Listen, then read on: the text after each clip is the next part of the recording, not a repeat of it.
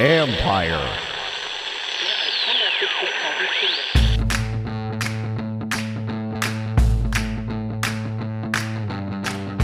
Hello and welcome to my podcast. Today, I'm joined by Sam Fortier of the Washington Post as we take a look at the second half of the season while taking a quick look back at the first half. Not that you want to spend a lot of time there, but there's some important things to discuss.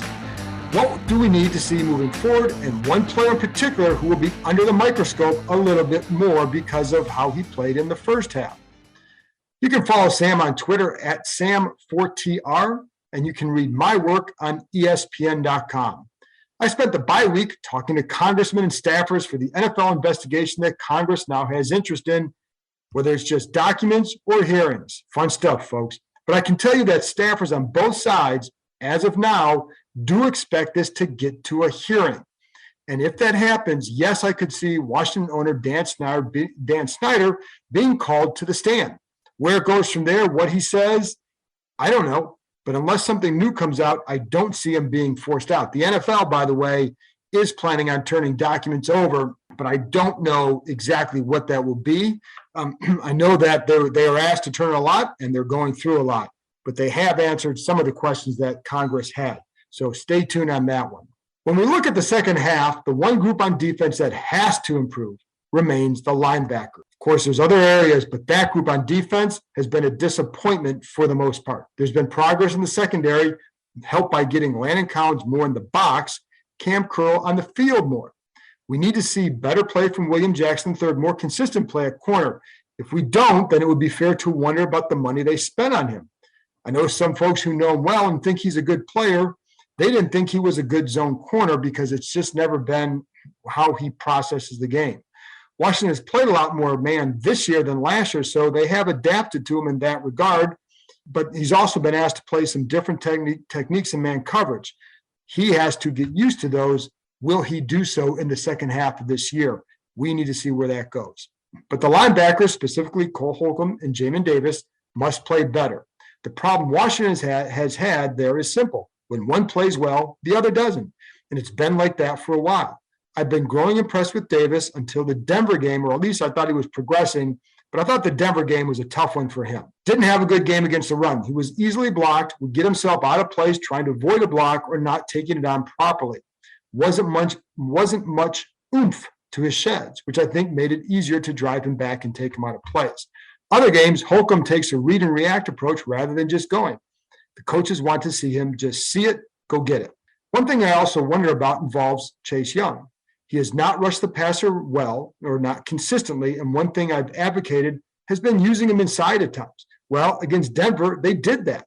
They had him matched up against the guard a few times, but he didn't have much success there either, and mainly because I think sometimes I wonder if he's overthinking his rushes a little bit. He is powerful and quick. He needs to use those strengths, but instead, sometimes at the line, a couple times I saw him inside where he'd give a little bit of stutter step or kind of move laterally first, and the guard would just sit and wait. And then when he was ready to engage, Chase's feet were almost too wide.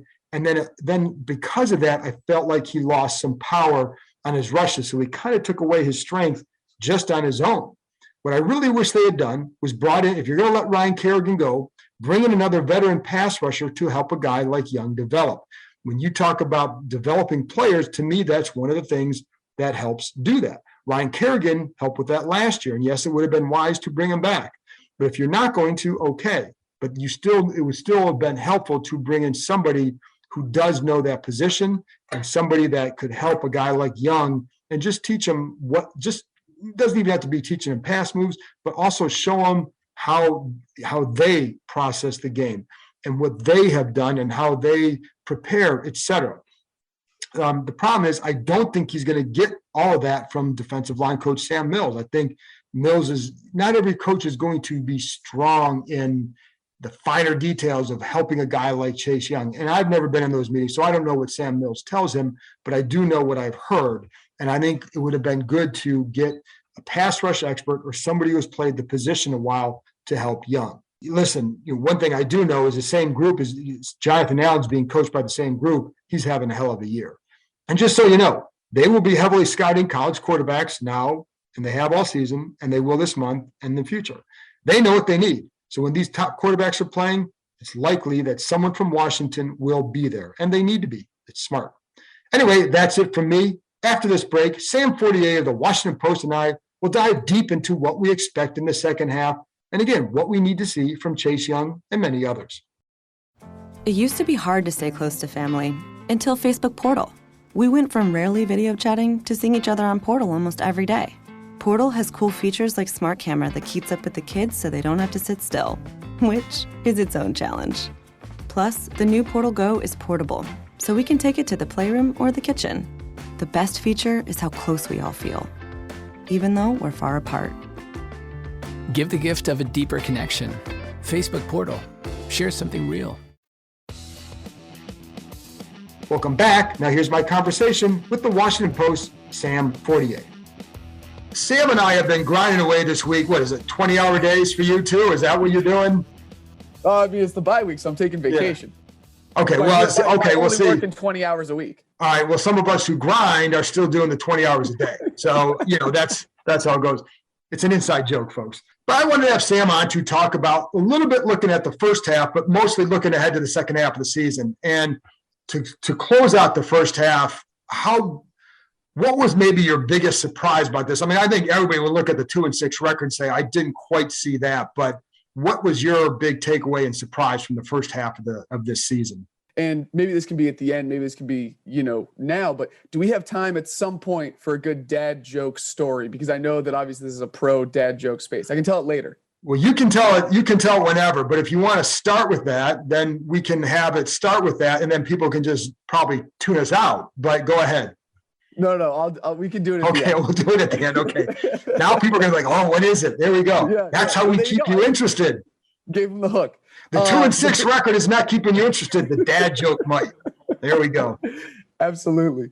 So, I mean, the surprise to me, I think, has to be the defense, right? I mean, I know that we've talked about that. And I think we can go through the line play, the secondary play, which are all valid concerns, especially the line play, obviously early this year, especially because Ron Rivera talked so much in camp about they've got to have cohesive rush, and then it still took 4 or 5 weeks for that to happen. So you knew it was a problem. It still was a problem. But to me, I think maybe the biggest surprise was the linebacker position, because obviously it was a struggle last year, and obviously this is a staff that knows good linebacking play. So for it to be, and I, this is not to, go after Jamin Davis, because I know that at that position, it's going to take some time. It's a challenging position to learn and adapt to. But I think that I was surprised that the team didn't do more in the offseason. And if they didn't do more, that they felt confident that maybe Cole Holcomb would take that next step, or John Boston could paper that over. And I know injuries have affected that position like all the others, but just for that position group to, I think, have struggled in the way that it has, especially early in the year. That to me is, I think, the thing that I didn't see coming. Whereas, young pass rushers in year 2 or corners in new systems, maybe you anticipate that a little more than the linebacking core. At least to anticipate an adjustment there, and a growth process needs to take place. I do agree with you with the linebackers. I think have been a big disappointment. I think Cole Holcomb has not played the consistent football that they had hoped he would. And I think Jamin there's a progression there. I thought he was progressing. I didn't think he played as well against Denver. I don't think they did. But I think with Cole, I expected a little bit more consistency out of him. And I think, what's helped is putting Landon down there. And not a full-time linebacker, but a linebacker / safety. He's definitely playing that role at times. So I think that's helped them. But, yeah, I agree with you. I think that's been a disappointment, because you would think that there'd be a little bit more advancement out of some of those players there. And the lack of depth was a concern going into the season. So, I would agree with all that. What did you make of, and speaking of the line, though, Ron Rivera gave an interview to Mike Silver on the team website. And what did you make of his comments, though, about Chase and Montez? He was pretty critical. Yeah, I think that was the most critical he's been of them, at least publicly, saying that, they need more out of them. They need to learn to trust their teammates. And to me, that's sort of the line, the talk about the cohesive rush, the talk about the line that we heard a little bit earlier in the year. And basically, to me, that was him calling out 2 of his young stars who are supposed to be, one of the strengths of this team. And I think because obviously the issues run a lot deeper than the linebacker core, right? That was just something that I think that one specific that stood out to me. The stars have to be up front. Exactly. But if you're going to build the team this way, if you're going to play this style of defense, you need to have those guys producing. And obviously, sacks aren't everything. But if you look at Chase's pressure rate, which is not up, where he would like to be, not near his peers, certainly, one of the lower in the league in terms of Right. starter snap level, Right. And only 1.5 sacks through 8 games. I mean, that's a disappointment, obviously, for a guy, especially if you're not. And if we're going to zoom out here, if you're not going to show up to offseason workouts, you have to come and you have to play and you have to show up. And it's funny, I'm reading that. Right. I'm reading the Patriots book right now by your colleague, Seth Wickersham. And he was talking about how Tom Brady did not skip an OTA until, his 20th season. And not to say that Chase Young is Tom Brady, but it just goes to show that if you're going to skip offseason workouts, you got to come and play. And so far we have not seen that from Chase Young. And I think that when I think about Ron Rivera's comments, it's those little things that he cares about, that when he thinks, hey, if we're not performing now, what are some of the reasons we're not getting there? And if Chase hasn't been working on, if he hasn't devoted the time or been in the building to get those workouts in or to take care of what he needs to take care of, I think those are things that maybe stick in his head. Sure, absolutely. And when Deshaun Jackson was here, before you obviously got here, he would miss a lot of those OTA and offseason workouts.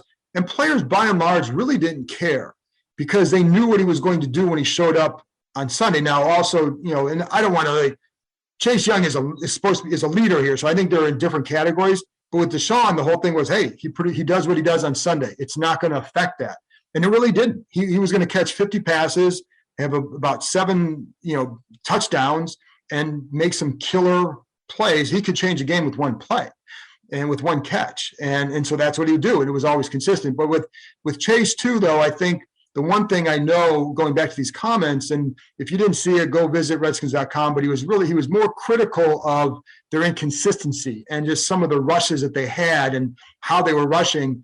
And what I know about Rivera is he will not single out a player until he's hit a breaking point.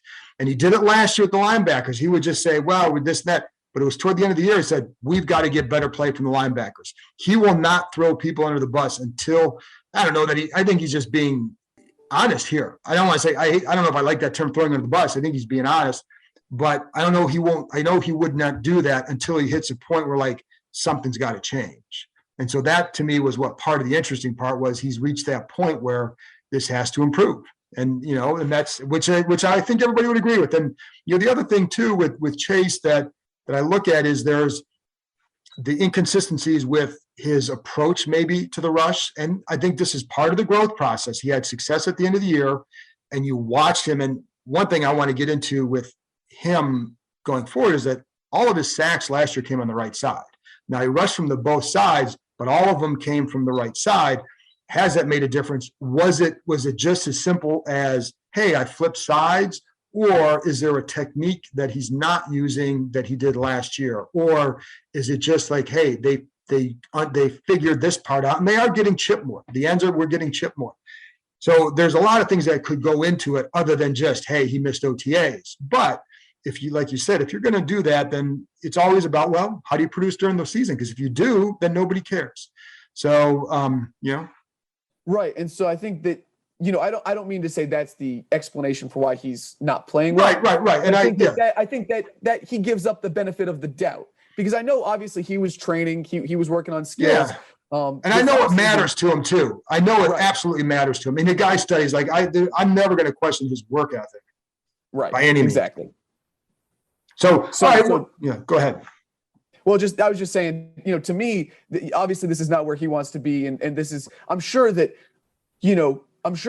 when a guy cares as much as he does, when he works as much as he does, when you don't get those numbers that, you need to produce, or you don't get those pressures, I'm sure that it's possible that the poor performance early in the season is leading him to press a little bit. And maybe that's why, if Ron has hit that breaking point, maybe it's a combination of, I wasn't playing well early. Now I'm, trying to compensate and doing those things now. So what I'm saying is it's definitely a complicated issue.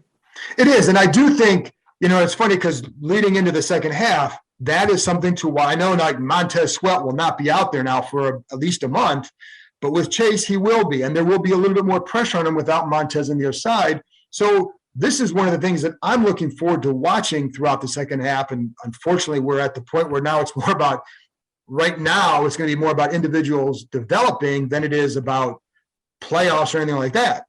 For fans, that's an unfortunate thing. But I am curious to see how Chase responds the second half. He had a really good second half last year. How does he finish? Does he become a little bit more consistent with the way he rushes, with his hands, with his footwork, et cetera? And, just to see how he develops. I mean, that's one of the things I'm looking forward to. How about you? Yeah, I think personal development, especially with the number of injuries they have, I think that you can point that out at a lot of positions. How is Cam Curl going to continue to grow as the strong safety? How is, Jarrett Patterson going to grow at running back if Antonio Gibson continues to have these shin problems? And if he doesn't, or if he can get, fully healthy or somewhere close, how does he continue to develop in pass pro and some of those things that we're looking for from him? Dax Milne has seen the field a little bit more. And I think it's expected almost at this point that he would step into maybe that Adam Humphries role next season, if he can make the development. So definitely when Ron Rivera talks about development and kind of getting an offense or lines ready for a potential franchise quarterback, I think these are some of the things that, we're thinking about as the season goes. And I think a good example of that was last week at right tackle with Sadiq Charles. We just, we know that they like the player. We don't know, is it tackle, is it guard? How did he look? And obviously in the sample size, he did not look great. I think he allowed about 6 pressures or sacks, but you now have more information on a guy than, hey, he played 2 snaps against the Giants and then got injured. So, this is all an information collecting process for the rest of the year. As you said, it's for the team to evaluate, for the players to grow. And I think that is going to be valuable if Ron Rivera can open up a competitive window at some point. I know that's a big if, but there is something cohesive, something building that you can look at and say, okay, how does this fit into the bigger picture? Well, and I think along those lines and we'll get into quarterback in a minute, but I keep harping on the defense, because if this defense doesn't play well in the second half, you have much bigger issues and many more holes to fill going forward. And I know like fans always want the high draft pick. They had the high pick a couple of years ago. They had Chase Young. So those top 5 picks aren't always going to pay dividends. I mean, you look at some of the better quarterbacks playing, they're not always top 5 picks. I mean, the best quarterback right now in this class from last year was the 15th pick in Mac Jones. Now, whether it stays that way, we'll see. But my point is, you need to build something first. And I think that's why this defense is important to get going forward, because if you don't solve this, if Chase Young if Chase Young goes the way we think he will go, which is much further than where he's at now. I mean, kid's got the talent, and he does care, and he does work. Jamin Davis, how does he progress? Does William Jackson, when he comes back, is he consistent? Is he inconsistent still? Or does he progress in the scheme the way they hope? Because if he doesn't, that's a problem. And so that's like one of the biggest things I want to watch for is the development of the overall defense. Within that, there's individuals, but I mean, I love Cam Curl as strong safety. I like Landon a lot at that position. So I think you're starting to solve some things, but man, they got a couple other areas where you've got to get this solved and make sure going into 2022 that this is something you can rely upon.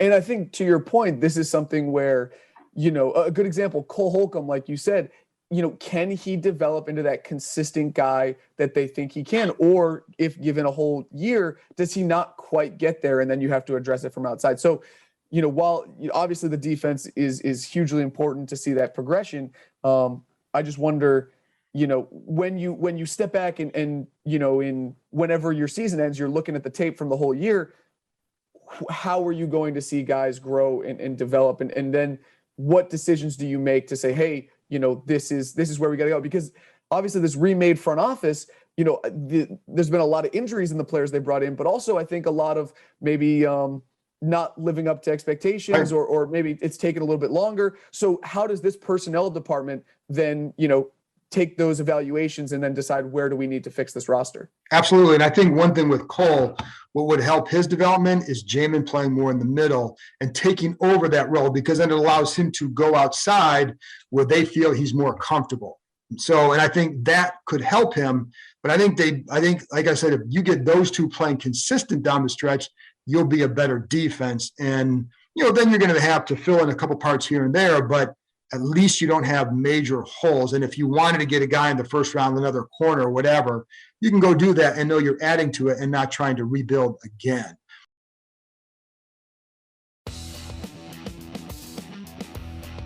Offensively, you put out some stuff on Taylor Heineke, those passing charts, the heat charts that just show the completions and all that. And I like that stuff, but the bottom line is, and first of all, going forward, how do you see him in this organization? His role? Yeah, to me, I think big picture, you're learning that maybe he's a very good backup, but maybe not quite the caliber or the consistency of an NFL starter.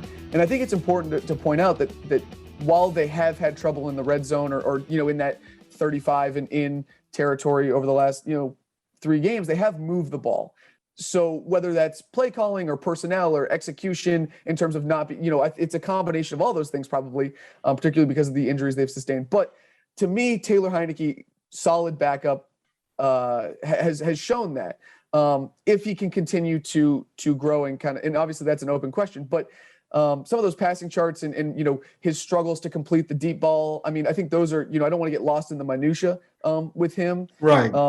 But it's a missing element of the offense. But it is a missing element because, a lot of those incompletions are off target. It's not, he's 5 for 21 on throws over 20 air yards in the last 4 games since that Atlanta Falcons comeback. And a lot of those incompletions, it's not like he's putting it on the guy and Terry's dropping it or there's a really nice pass breakup. More than half of those incompletions have just been off target throws. So that's a missing element of this offense that I'm not sure, he can necessarily, because the arm strength has been a question. It's not the strength, it's the accuracy. I'm not sure if the development maybe can be there, but at the same time, I do think he is smart. I think that he is competitive. I think he's confident. So I think you could do worse in backup quarterbacks, as I think you see around the league. Absolutely. But I think that's kind of where I'm at with him now. What about you? Yeah, I mean, I'm at the same point. But I'll be honest. I mean, this is how I saw him last year. At the end of the year, and I know. I mean, I've always felt like this is what, and I've always said there's nothing wrong with finding a really good backup. You needed that, right? So, but you also knew that they needed a guy for the future to build around, and that. But I like him. I like his story. I think he adds something when he comes in. And even on those deep balls, I mean, sometimes it's a decision. Guy's not open. Terry, the corner's got to step on him, and then there's either look off there because you got this open over here. And so, but that's a couple throws. So, I know they like his willingness to throw long, but overall, I think, there's sometimes that accuracy can be an issue. Even in the red zone against Denver, there were a few plays where you make this throw on the right shoulder, you make this throw here to Terry McLaurin on the little slip screen, and it's a big gain. And, but I also wish they would use his legs more in the red zone on some designed runs for him. Even if it's 5 or 6 yards, it opens things up a little bit more. But again, that's getting down to minutia. I do agree with you. I think if they have found their backup in him, and I think they have, that is a good thing because now you can kind of cross it off the list because it's an important thing to have. Would you give Kyle Allen a shot in the second half, or are you okay rolling with Taylor? Well, and by the way, I'm assuming on this one, I don't know if or when Fitzpatrick will ever return. Yeah, that's an important caveat because, and even if he does, let's say he's healthy or ready by week 3. I mean, at that point, do you go back to him? That's a whole separate discussion. But right. If Taylor Heineke continues to kind of have this uneven performance, inability to punch it in where it matters, then I do think you give Kyle Allen a shot at some point in the distant future, but maybe toward the end of the year. But to me, Taylor with his legs, with kind of the intangibles that he has, it seems to me like just in watching the Kyle Allen's 4 games last year that he has a higher ceiling. So, why not roll with Taylor Heineke and see if he can figure it out? Because it does seem at times like he might be in his own head, and that to me is kind of a byproduct, I think, of this coaching staff because Ron, made such a strong emphasis. Don't get hurt, slide, don't put your body at risk. Don't, make those turnovers that you made in Buffalo. So if he can figure that out, and he's talked about even at the podium, trying to walk that fine line between embracing what makes him special, but also running the offense and being the game manager and being conservative and doing the things that they want him to do. So if he can figure out how to navigate that balance, that to me, just accentuates that strength of now having a solid backup quarterback. Yeah. But I think you've got to give him time to work those things out, because we're still talking, He's still nine games starting. Yeah. I mean, he's still an inexperienced guy. Yeah. So if he can show that growth, I think that is at the quarterback position, if you don't have Fitz back, that's the main thing. And if you get to a point where you don't feel like you're seeing that, then maybe say, okay, Kyle Allen, we've seen plenty of you before, but let's see if you've grown yourself. And in fairness to Heineke, you're not talking about, the greatest show on turf receivers out here, right? You're not talking about Dallas's talent around him. And you need, any quarterback here, you want to see De'Ami Brown get out there and then be consistent. And he looked every bit the rookie when he was in. You want to see Curtis Samuel out there. What can this offense become with a healthy Samuel, with all this around him? Logan Thomas back out there, a healthy Antonio Gibson. So there's a lot of things this offense hasn't had that would hurt any quarterback. And I'm not, like I said, I know what I think on Heineke, but in fairness to him, I mean, you need to have those things. And he's not a guy who's going to put you on his back and carry you, which is why I've kind of pushed a little bit harder for that run game. I think it could have been more helpful to them at times. And again, I always say, I don't want to sound like Chris Russell. I'm not Chris Russell saying you have to run the ball every snap, run, pass. That's Chris. But hi, Chris. But I do think that this could create an identity for them. But that aside, I think that's the other thing for me to watch in the second half is, does Samuel actually play? Can he stay on the field? And what difference does he make in the offense? Does De'Ami Brown develop? Because first couple of weeks of camp, Sam, I thought he was going to be really good. And after we hit a couple of weeks in camp, I thought he's going to be a rookie. He's going to be every bit a third-round rookie receiver, which meant up and down. But he's, I know the knee has hurt him. But so I don't know. What are you looking for? Some of these guys on offense, what are you looking for? Yeah, I think there are certainly certain positions that stand out. Obviously, those two guys you mentioned on the offensive line, particularly, Tyler Larson, the backup center, he's going to be starting for the rest of the way. How's he look? If Keith Ismail gets more run, I think, but all of those are kind of the minor pieces. To me, if you can get the offense healthy enough, to me, I'm almost as curious, if not more curious, to see what Scott Turner does, because I think the injuries, all of the things that we've been talking about have really limited our sense of what Scott Turner feels like, maybe he can do, especially with the quarterback play he's had for the first 2 years. So it's been hard to, I think, gauge where he's at. Obviously, we've talked about that, the 4th and 3 sprint rollout, to pass Ricky Seals-Jones last week in terms of sort of a questionable call. But if he has, a solid receiving core, if he has Logan Thomas, if he has an offensive line that's holding up, and the depth there, it seems like they have gotten it right, though they obviously struggled against the Broncos.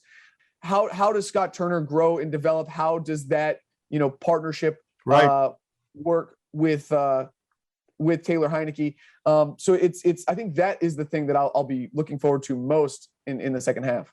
And I think that's a good point, because I know like there's sometimes with Scott, you think, okay, that's a good game. Sometimes I didn't like that. But I think in general, big picture, I think I want to see the quarterback play has not been very good the last couple of years compared to the rest of the league. But I also don't want to let a guy off the hook and just say it's just because of that. But I am curious to see how that develops as well. And then last thing is, what would qualify for you as success in the second half? And I say that knowing, and we really haven't talked about the impact of Montez Sweat, but I think we both know there's an impact when he's not out there because the other backups just aren't as good as him. And, so there will be an impact. But what for you would qualify as success in the second half of this season? I think that before the season, obviously we all had higher expectations, but I would say going 500 with, good progress in the areas you want to see. They play 9 games. Oh, right. I would I know what you're saying though. 4 and 5 in that ballpark. 5 and 4, 5 and 5. Exactly. Yeah, I got 4 or 5 wins. Right. No, that's a good reminder. So I would say 4 or 5 wins, and you need those wins to be there, obviously, to show that progress. I think sometimes people get caught up in the number of wins because you want to see that material number, even though, hey, like let's say last year they didn't go 7-9, they won 5 games, but they saw the development in that defense. I think that would have been okay. But now I think you do need to show those wins because it's been lacking. But obviously you want to see those wins come because of the defense improving, because, the offensive line, the depth holding up. Guys come back healthy finally. Right, exactly. Or stay on the field. What I'm saying is you don't want empty wins. You don't want you want the wins that reflect the growth of this team, the way that they're going to win in the future. And I think along those lines, not to cut you off, but along those lines, that what you're pretty much saying is consistent play, even in those losses. And that's what we haven't seen either. Against better teams. Exactly. Right. You can't have one of those Buffalo games. You can't have a Kansas City second half. You can't get, I think the way Ron would put it is you can't let things snowball on you anymore. If you're going to lose, you got to lose by a touchdown, or they just got to beat you. You got to force teams to beat you and not sound like a football coach. But I mean, those I think are the things that are important in this second half, at least in my view. Well, especially and also along those lines, like in Green Bay, we would have looked differently at that game overall if they have one or two conversions in the red zone. And let's say now, if it's a tight game, does Aaron Rodgers probably go down and score again? Well, we can all, I know we've all seen Aaron Rodgers and Devontae Adams. I'll take a wild leap of faith and say they probably would do, but you make them work harder for it. And I think I think people would have been okay with that loss, knowing the situation had they converted one twice. It's like 24-21. It's like, hey, they showed progress. But, and so like they actually did, but you didn't because you only scored 10 points. But you know what I mean? So I think that's an example of a game where it's like you could have shown that, but you didn't enough. Right. I mean, they were down 17-10 with the ball to start the second half, and Antonio Gibson fumbled at their own 28-yard line. Right. So, I mean, sort of a theme, I think, of this conversation is that game, even though it's 24-10, they look a lot more competitive. They make a couple mistakes that obviously look bad, but they lose the benefit of the doubt. So that when you see 24-10, you say, oh, that's them, being Washington again. But even though there was growth, and then obviously you take a step back in Denver, but yeah, consistency, competitiveness, those are the things I think that show growth along with wins, because those are key, obviously, now in the second half. Sam, thank you very much. You're a good young talent, and I enjoy having you on, so I appreciate the insight. Oh, wait a minute. No. Dad joke. Go ahead. Forgot. This is why people have been listening. There's like, I don't care what he says about this. Let's get to the dad joke. Right. So I thought you would appreciate this. It's the bye week. It's the bye weekend. My parents are in town, and so they drive down from Maine where they live. And so they got here at about 2 a.m. last night. And so I go down, I'm letting them in, and I open the trunk of my mom's van, and there's a cooler there. And since I was a little kid, I have no idea why. Every time my dad would pick up a cooler, he would say, "Coola clink the coola." And I don't know what that's from. I have no idea where it's from, and I've never asked, but it's just, it's in my inner monologue. So when I opened the car and I saw the cooler, it just went in my head.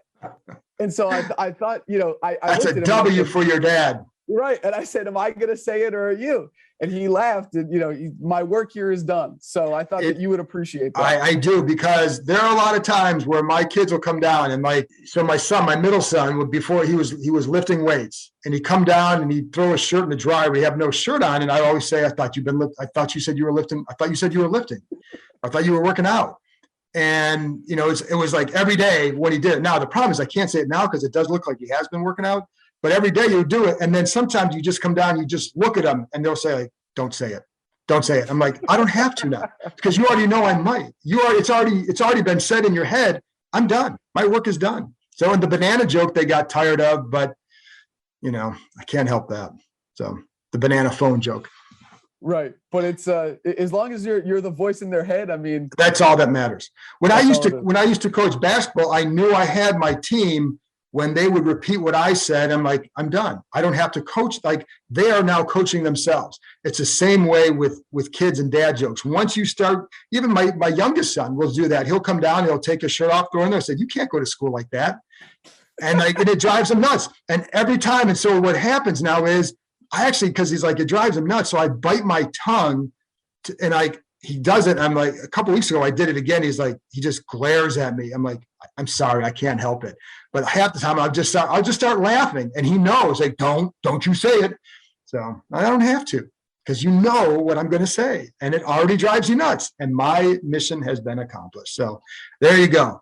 I can't see you're gonna be an ultimate dad joke guy, and you know that. And I tell my kids that all the time too. I'm like, this is you really soon. Sooner than you think, it's going to be you. So embrace your heritage now. So if you don't think I'm going to be saying "Kula clink the Kula" to my kids and not have any idea what I'm talking about, then it's fantastic. Right. Yeah, I've got I could do a whole show on dad jokes and bad dad, annoying your kids and all that. How to know your kids in 5 minutes. So actually, it didn't take that long. So all right, Sam, very good. That's awesome. Thank you. Of course. Thanks for having me, Con. That's it for this week. I'll be back with another episode Wednesday. Talk to you next time.